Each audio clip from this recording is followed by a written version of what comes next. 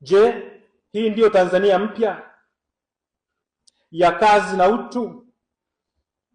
Ni kitu gani hiki?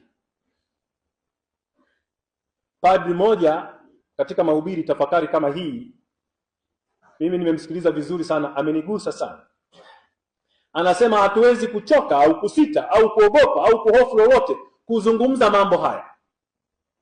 Yeye anashuhudia katika kanisa ambalo yeye alikuwa anatoa huduma au parokia, nyumba zinazoangaliana na kanisa.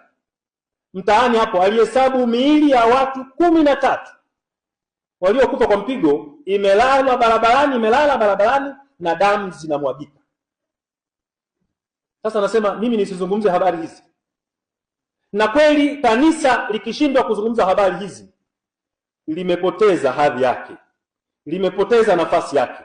Sauti ya kinabii inayowaongoza watu, inayofanya kila linaloweza kufanyika ili kuutakatifuza ulimwengu.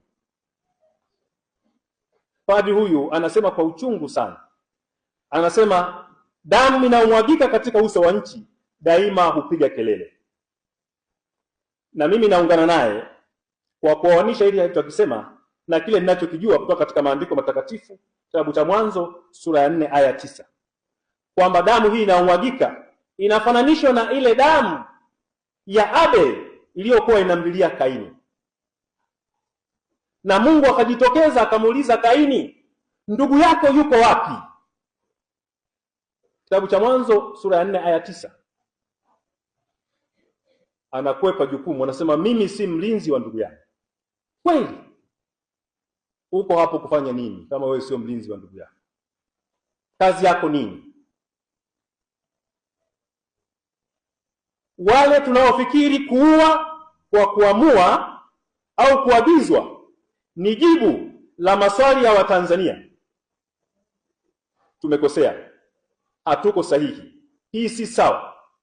Kuua namna yoyote ya mauaji kwa kuamua mimi mwenyewe au kuagizwa na mtu yoyote ni kosa na ni kuingilia kiti cha enzi cha Mungu mwenyewe.